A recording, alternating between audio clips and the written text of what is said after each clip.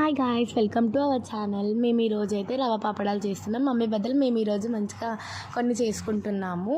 Summer కాబట్టి మనం రవ పాపడాలు చేసుకోవచ్చు. అవి మనకి మంచిగా అంచుకి తిన్నికి చాలా బాగుంటుంది. రవ పాపడాలు చూడండి, దీన్ని గ్రైండ్ చేసుకున్నాక ఇది గ్రైండ్ చేయకముందుకు ఎలా ఉందో.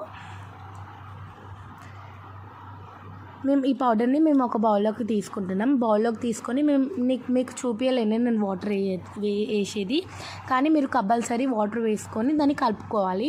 హ్యాండ్తో కలుపుకుంటే అది మంచిగా ఉంటుంది. స్పూన్తో కలుపుకుంటే అది ఒక దగ్గరికి అయిపోతుంది. అప్పుడు మనకి రవ పప్పడాలు రావు. సో మేము నెక్స్ట్ ఒక బౌల్ తీసుకొని అలా 4 to 5 వాటర్ వేసి కప్స్ ఆఫ్ వాటర్ వేసి మేము దాన్ని మంచిగా బాయిల్ చేయనివ్వాలి. అది బాయిల్ అవుతున్నప్పుడు మనకి సాల్ట్ వేసుకోవాలి, మనకు తగినంత వేసుకోవాలి. రోజు వేసేలాగా కాకుండా కొంచెం తక్కువ వేసుకోవాలి. అప్పుడే రవ పప్పడాలు టేస్ట్ బాగుంటుంది. దాన్ని మిక్స్ చేసుకుంటే అది కరిగిపోతుంది సాల్ట్.